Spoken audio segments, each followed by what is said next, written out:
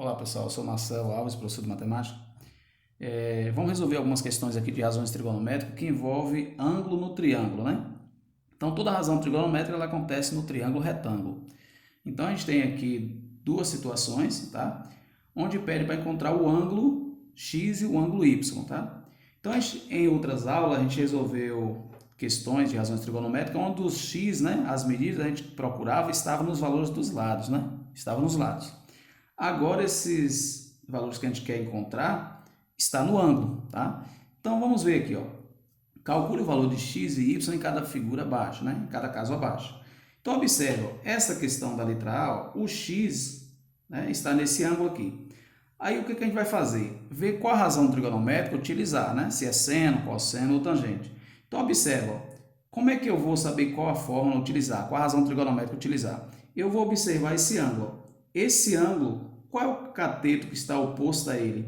O 6. Então, o 6 é o cateto oposto desse ângulo. E o 12 é a hipotenusa.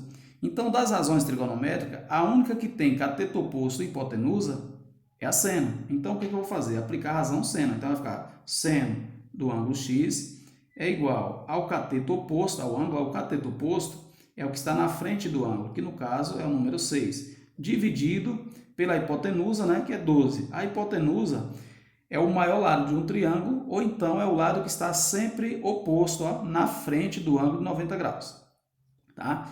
Então, vai ficar seno de x é igual a cateto oposto, que é 6, dividido pela hipotenusa, que é 12.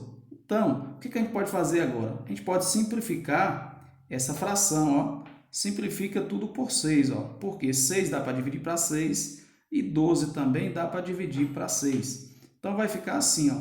6 dividido para 6 dá 1 e 12 dividido para 6 dá 2. Então, o seno de x vai ser igual a 1 sobre 2. Só que esse x ele está no lugar do ângulo do triângulo, tá? Então, a gente quer saber qual é o ângulo x que corresponde a 1 sobre 2. Aí a gente fez a tabela trigonométrica, onde tem os valores, né? Do seno, do cosseno e da tangente. Então, olhando na tabela trigonométrica, ó, o seno de 30 é 1 sobre 2. E por que eu vou olhar o seno? Porque no triângulo a gente aplicou a lei do seno. Então, qual é o seno de 30? Não é meio? Então, o ângulo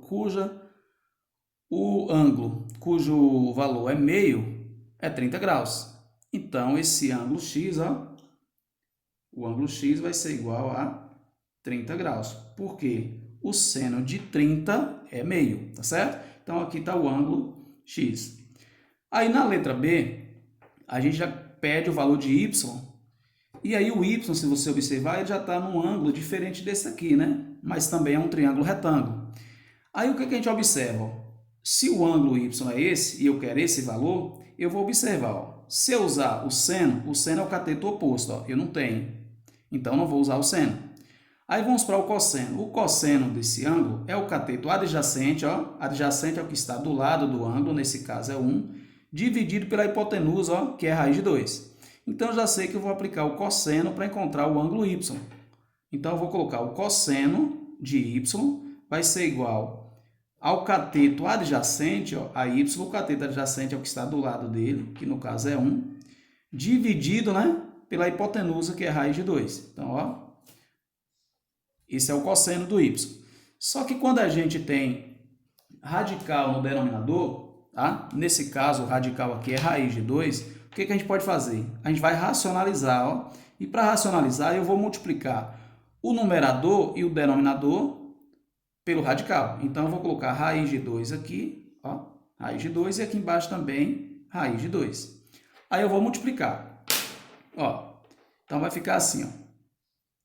1 vezes raiz de 2 vai dar raiz de 2, dividido por raiz de 2 vezes raiz de 2. Como aqui o radical tem mesmo índice, ó, é raiz quadrada, eu vou repetir o radical e vou multiplicar os números. Ó, 2 vezes 2, 4.